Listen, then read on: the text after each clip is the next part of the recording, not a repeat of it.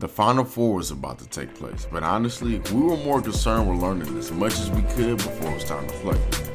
There's a legend I was born in Spain. I've seen him hoop for so many years. Made big waves in Europe as a child.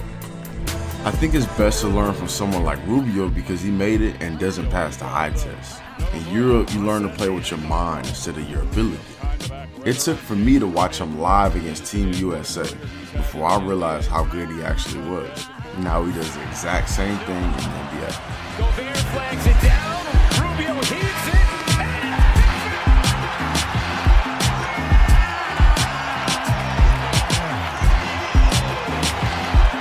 He's been the difference maker. He's been the best guard on the floor tonight.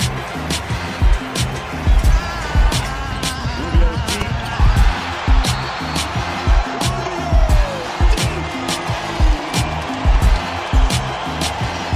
Ricky Rubio was in town, and out of all the things that he could have been doing, he was interacting with fans. He was a man really for the people, and I saw it with my own eyes. But there was no way we were going to let him go without finding a way to work out with him. Pick his brain a little bit. I figured with his IQ, anything he says would be able to help us out. Him up, he goes under. It's a legal screen, but it's close to illegal. Depends how you do it. You know what I mean? So it's legal because he has to have the freedom to roll, but he has to have the freedom to go under too. Yeah. So if I'm going to set the screen and you move, you gotta give him, the defender, the room to change angles. You know what I mean? Okay. So if I'm going like this and you change right away without giving me the room to really set the advantage, Okay, that's the rule. You know what I mean? That's the rule. There's a lot of rules that are like this close to be legal or illegal. You know what I mean? And the referee has like 0.2 seconds to really decide and get connected with the big. The connection between the big and the small are really important, because if you come and I go a second earlier, they're gonna call offensive foul on you. Next time I call you up for a pick and roll, you're gonna say like, I'm not gonna say it, like, you know what I mean? Yeah. Rudy got mad a lot with me in the beginning, and I got mad at him because he wasn't in the right spot. So it's something that you gotta be at the same time, and that's how you create chemistry with the big, for me, and him with the small.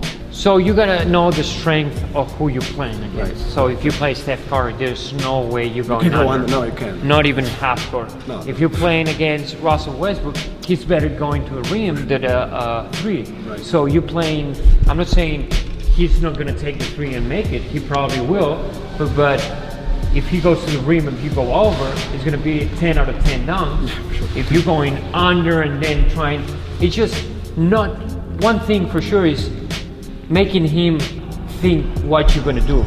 You know what I mean? Like if you're going under all the time, he plays in NBA. Russell Westbrook plays in NBA. He's gonna make a three. You know what I mean?